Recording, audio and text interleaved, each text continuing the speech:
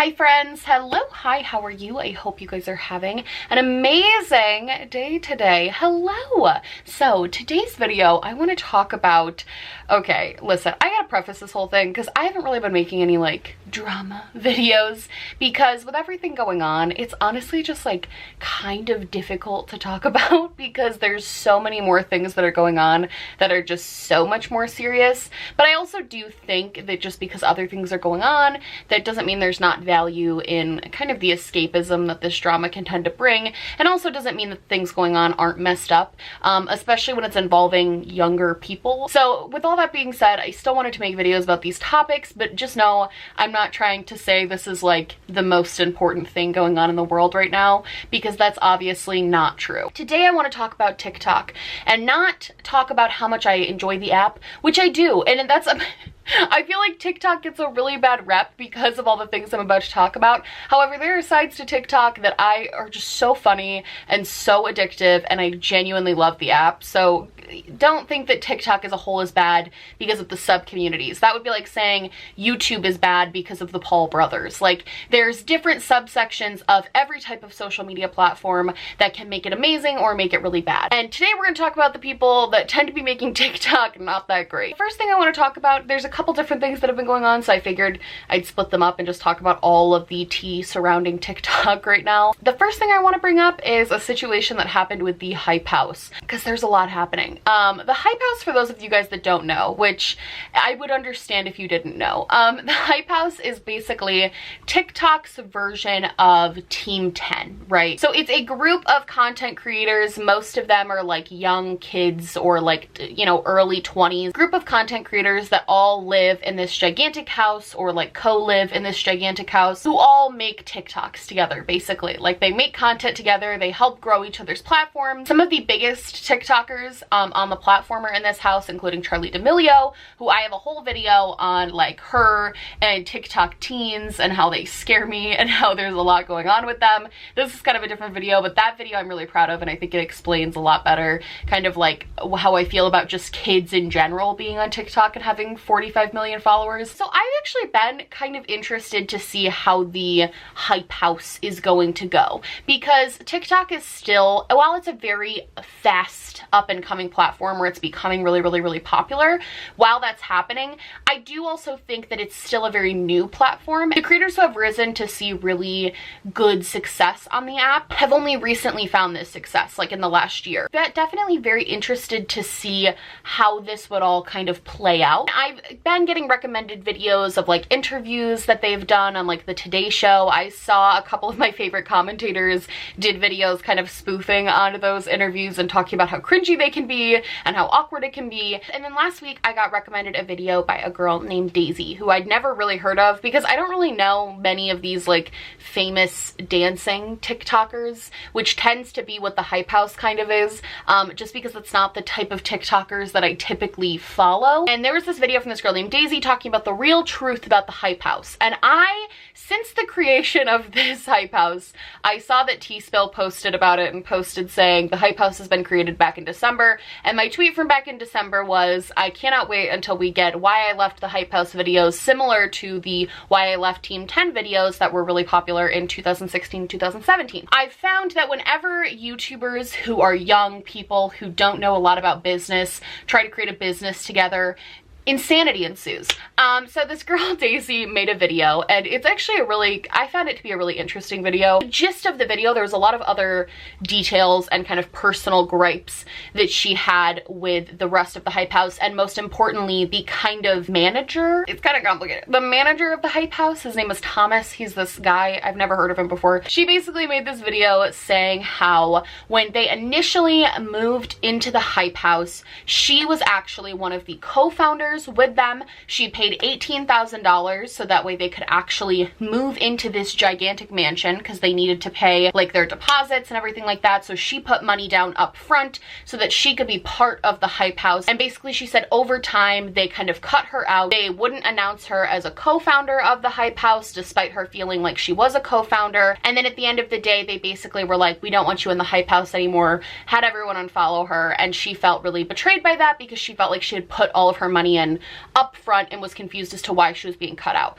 There's a lot of other details that are kind of involved in this whole thing, but to me the big thing is the fact that this girl, who's 20 years old, put in $18,000 to live in this house and like start this business, and basically what she's saying in her video is that she got screwed out of that $18,000. So I watched that video and I was like, wow, that's kind of nutty. Didn't really expect that to happen, because I feel like when all the Team 10 stuff was happening, none of the members that were actually joining Team 10 were people who like actually put money in. They were people that they just kind of found, and then they took the money that they made and took portions of that, but nobody actually put any of their own money in up front. They had all these like investors and stuff. So this is kind of a different format where the people who were starting it put in all of their money by themselves, and this is how they started it to get this house. So then this Thomas guy comes in and makes another video kind of disputing her, and in his video he basically said that that $18,000 that she put in was not to actually like be a co-founder or a startup for the business, but it was to put in to get the house going, and that the house was not the main part of the business, so she was just paying so she could like live there with all these other people. She paid $18,000 so she could do that, despite the fact that other people who were living there were not paying that amount of money, which I find very sketchy. And he basically said she was never a co-founder, that's not how they were kind of doing things,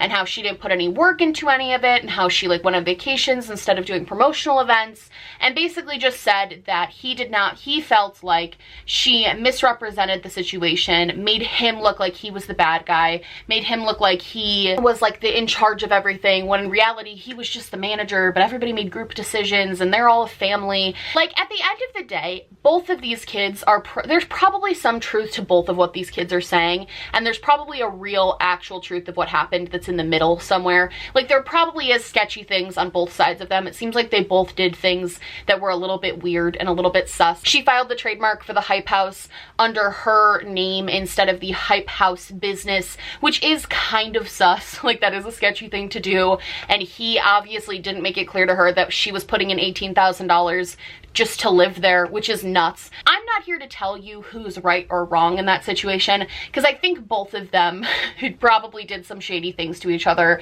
and that's just that on that. They're 20-year-old kids. Like, of course shady stuff's gonna happen when they're also millionaires, you know? Either way, the bigger point that I want to make here is that we keep seeing this happen. We keep seeing these young kids kind of get screwed out of money or get screwed on really bad business deals, because at the end of the day, the idea of 20-something-year-old kids who have no experience in business and are purely social media driven people starting a business that is kind of like this, starting these content creation houses and things like that, and also putting out the vibe that it's like, we're not actually working together, we're just a family. Like, we all have to hang out together all the time and do all of these things together and promote each other all the time and do this and that. Like, the idea of these kind of content houses, in and of itself, there's always going to be issues. These kids don't know anything about business, which most people don't, unless you like naturally very business savvy, which some people are, or you go to school for business. It's very hard to navigate that. So these kids who have no kind of real life experience doing these things, trying to start these companies and businesses, there's always going to be issues. I think the real issue that comes into play is that with these houses and with these content creation, you know, things, it's never the sense of we are co-workers, we are working together, we are doing this. There's this sense amongst all of them that I've seen this underlying theme through everything of like, we are a family, we are best friends, work together to create this content, and we are all just a family. But here's the thing, they're not. There's real money at play here. There's real careers at stake here.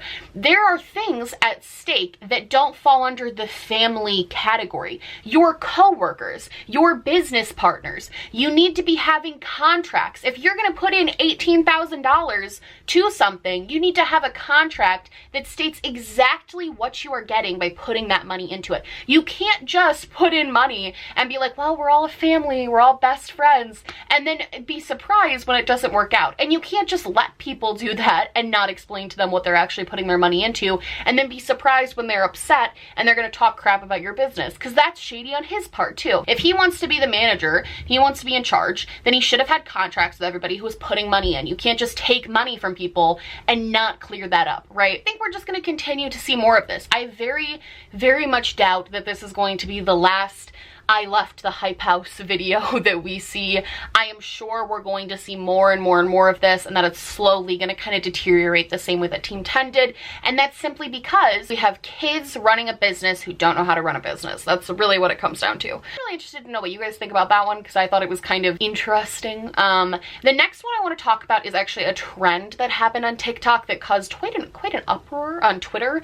And I kind of wanted to talk about it a little bit, but I've been a little hesitant because I see both sides to this one. There's basically been a trend going around on makeup, TikTok, and just TikTok in general, called the mugshot challenge. And basically what the mugshot challenge is you make yourself look like how you would look when you were getting your mugshot taken. So girls and guys will, you know, dress themselves up in like kind of like party clothes and look high or look drunk, and they'll pose a picture of how they would look after they got arrested. One girl did it where she dressed up like Joe Exotic's mugshot, and then it kind of spiraled into people giving themselves like bloody noses or black eyes, and then that was their kind of mugshot, was them looking like they had gotten really beat up. And this trend was kind of going under the radar. I'd seen it a couple times, and I'd just been kind of like, that's dumb. And I'll explain why I think it's dumb, because I think there are valid reasons why people think it's really problematic.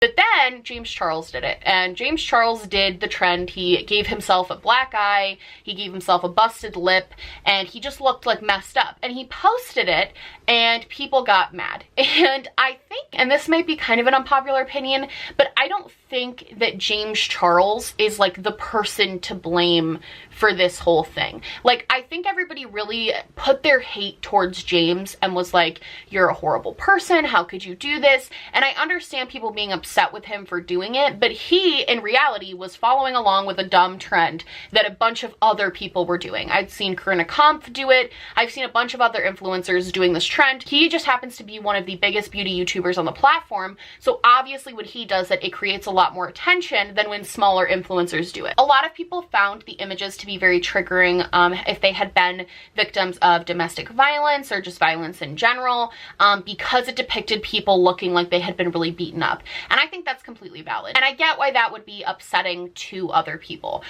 James's, I think, big mistake in doing this was that he didn't put on, when he posted these pictures on Instagram, he wasn't like, oh my gosh, here's the mugshot challenge. He was like, I think the exact caption was, I asked him to punch me one too many times, which is a triggering statement. Like, it made it seem like he was depicting himself being beat up. I think that's where a lot of the outrage started, is obviously people who have been in those situations. It's incredibly traumatizing. It comes with a level of PTSD, and seeing one of your favorite influencers looking beat up and saying that they got punched in the face would be very triggering to them. And I totally respect that and understand that. With that being said, I think the trend as a whole was not a trend that was made to mock or disrespect people who had gone through things like domestic violence. I think James's particular picture and a couple of the other pictures I saw just happened to depict that type of violence, when in reality that was not really the trend as a whole. I think people being upset or hearing that and, you know, getting kind of reliving through that trauma, that makes perfect sense. The thing that's kind of made me upset is seeing people on social media just call people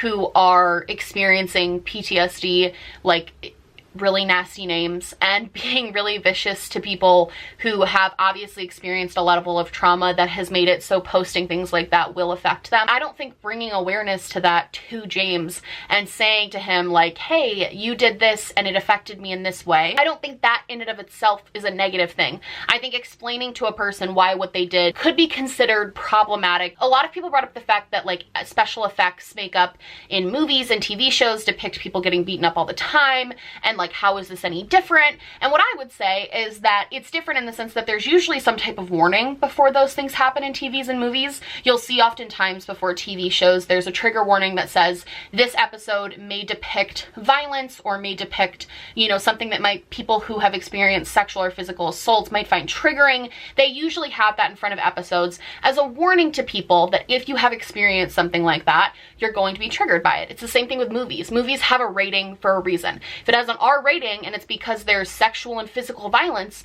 that's your kind of warning to you that if you go in, you're probably going to see things like that that might upset you. I also think in movies and TV shows, there's kind of a story surrounding that, whereas in just a picture, there isn't really a story there. It's just kind of like a picture, you know? For me, the bigger issue that I had with the mugshot challenge as a whole, not James Charles's picture, not Corinna's picture, not like one picture in general. The problem I have with the mugshot challenge as a whole is and this is not something I saw a lot of people talking about, which is why I ultimately did want to talk about it, is the fact that it's glamorizing and making mugshots something that's cute and quirky.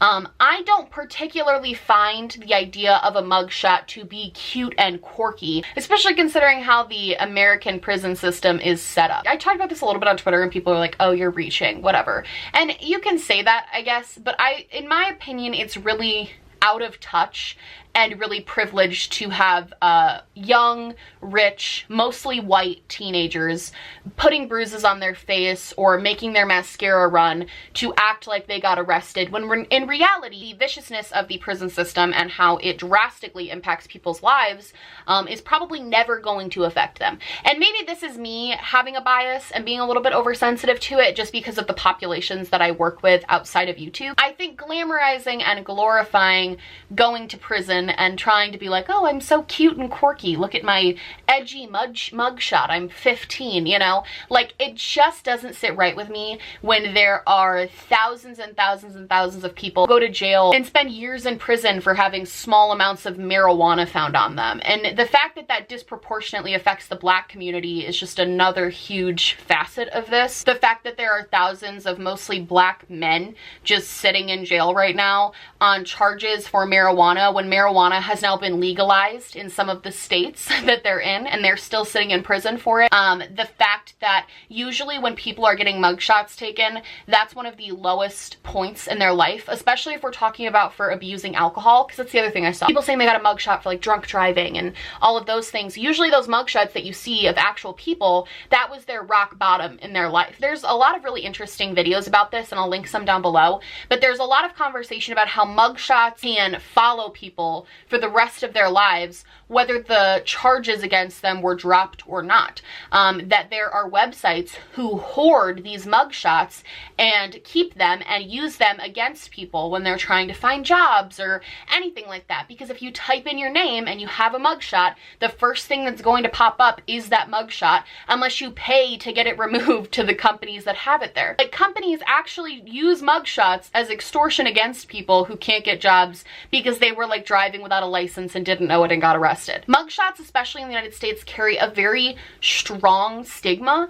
And so I don't think James Charles doing the trend is what's problematic. I think the trend existing in the first place is problematic. It comes from a place of ignorance, it comes from a place of privilege, and it comes from a place of not understanding the severity of what that means. And at the end of the day, is it just a bunch of teenagers who like don't know all of this and are just trying to be goofy and quirky? Yes. I don't even necessarily think it's the fault of these teenagers, but I do think it's important that when people try to educate people on these situations, when people try to educate people like James Charles and say, listen, this is why this is problematic, this is why what you're doing is really kind of offensive, kind of out of touch with reality, you know what I mean? When they say that, and then people like James, because his reaction is obviously the most publicized, turn around and say, no matter what I do, people get mad at me. It just shows a lack of comprehension and listening to the people that are trying to calmly explain to you what's going on. 2 or 3 days later, after all that happened, James posted his TikTok with the mugshot challenge and was basically like, don't freak out on me like the people on Twitter did.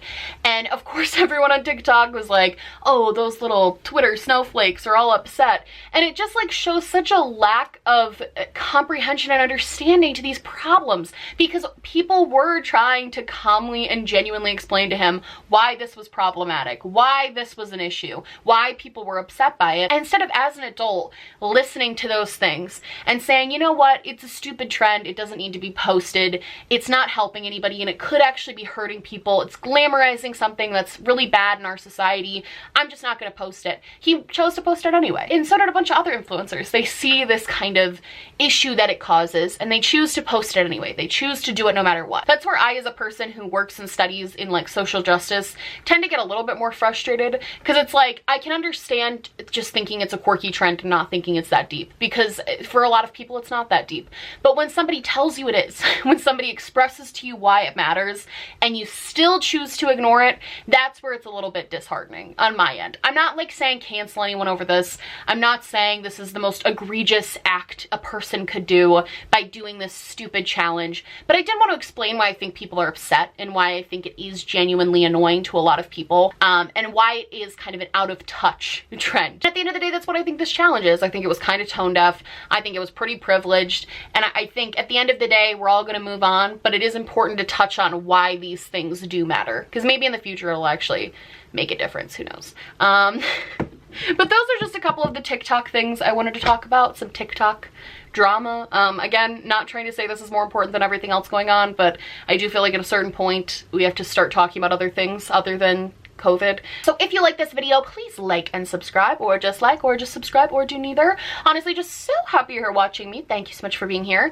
My merch, my social media, and everything I'm wearing on my face will be linked down below, along with a link to register to vote. That's right, you can click on that link, you can register to vote, and you can change some of the things that we were talking about in this video. Wouldn't that be fun? And if you are not from the United States and that link does not apply to you, please make sure you stay informed, stay involved, use your voice in a positive way if you can, because the world absolutely needs more of that.